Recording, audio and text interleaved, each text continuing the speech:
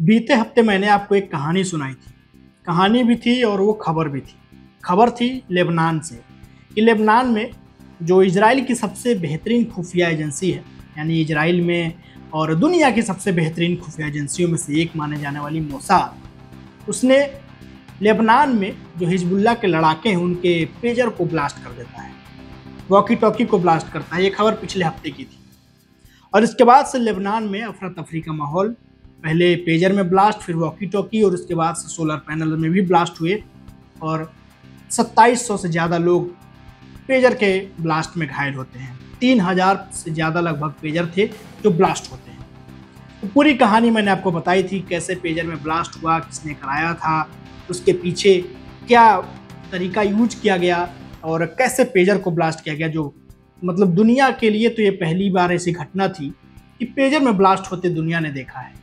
Pager एक तरह का डिवाइस है जो आमतौर पे पहले इस्तेमाल हुआ करता था जब फ़ोन नहीं था। मैसेज को एक जगह से दूसरी जगह भेजने का काम पेजर से किया जाता था। अब आज के ज़माने में पेजर का इस्तेमाल हिजबुल्लाह के लड़ाके कर रहे थे, मोसाद को पता था और इसने उसमें ब्लास्ट कराया। तो ये खबर थी पूरी, जो पिछले हफ्ते मैंने 2-3 वीडियो में आपको पूरा पेजर के बारे में, लेबनान और इन सब चीज़ों के बारे में बताया।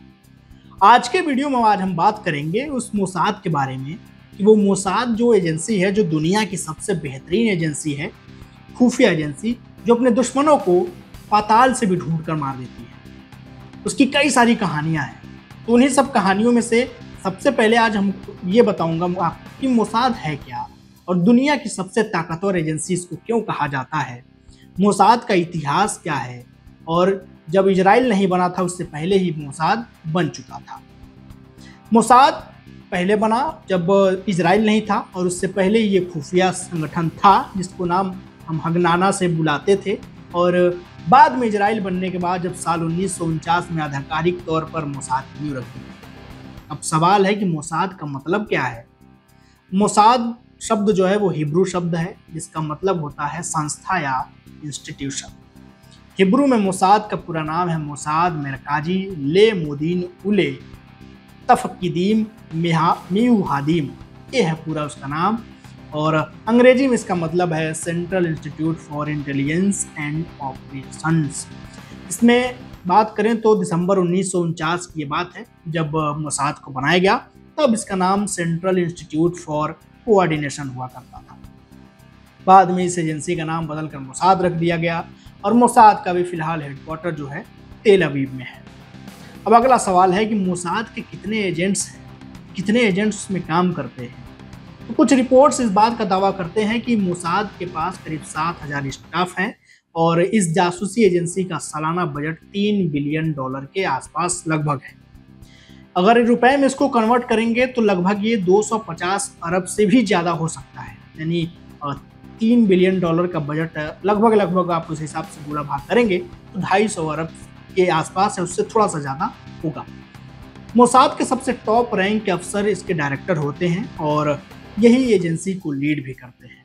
अभी डेबियन बार्निया मोसाद के डायरेक्टर हैं और उन्होंने जून 2021 में ये कुर्सी संभाली थी। अब ये डायरेक्टर हैं कौन इसकी, ये जिनका नाम मैंने आपको बताया बार्निया, ये कौन है, उनके बारे में थोड़ा बता देता हूँ।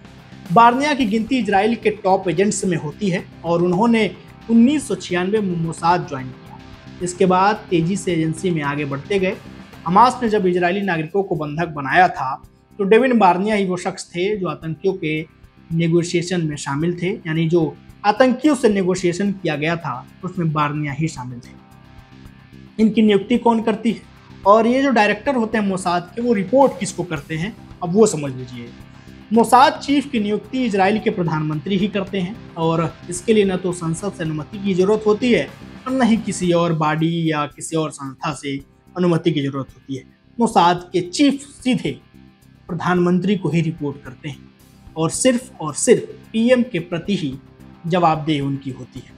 इजराइल साल 1996 में जब मोसाद चीफ के नाम नहीं बताया था और पहली बार जब मोसाद के चीफ का नाम और डायरेक्टर का नाम सार्वजनिक 1996 यानी 1996 में ही आधिकारिक तौर पर किया गया।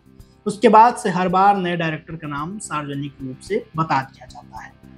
और सबसे महत्वपूर्ण सवाल आखिरी में ये है कि दुनिया की सबसे बेहतरीन खुफिया एजेंसी मोसाद काम कैसे करती है, कौन कौन से चरण हैं, पुलिस के कितने डिपार्टमेंट्स हैं और इन डिपार्टमेंट्स का काम क्या है, अब वो समझिए। मोसाद बहुत सारे हैरत अंगेज ऑपरेशंस के लिए चर्चित है और बहुत सारे उसकी किस्से और कहानियां हैं जिस पर मैं अब अलग से एक एक वीडियो आपको बनाऊंगा।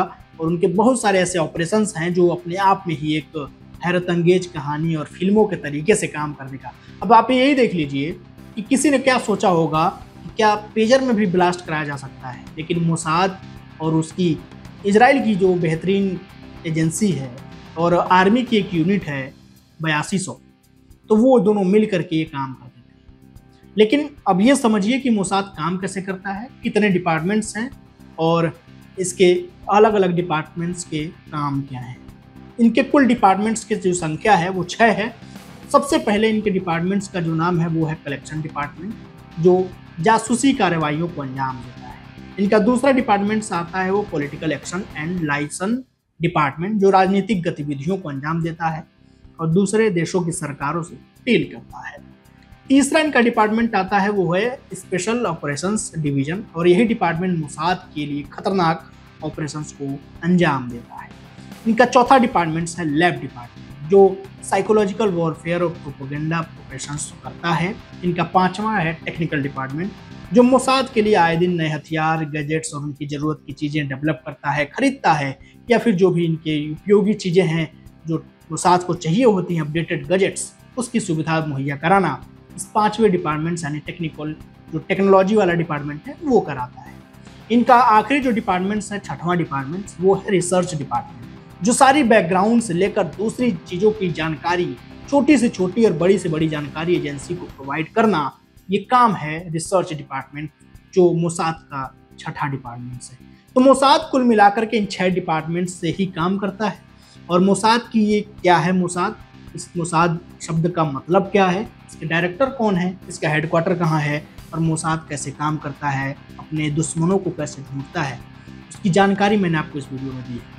अब कोशिश कर रहा हूँ कि आपको मोसाद के कुछ ऐसे ऑपरेशंस के बारे में बताऊँ जो आप शायद नहीं जानते हैं या फिर बेहद ही हैरत अंगेज ऑपरेशंस थे।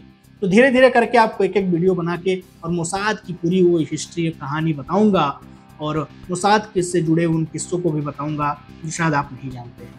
तो उम्मीद है ये वीडियो आपको पसंद आया होगा। बाकी हमारे इस पेज को फॉलो करिए, इंस्टाग्राम पेज को, और हमारे यूट्यूब पर भी आप इस वीडियो को देख सकते हैं।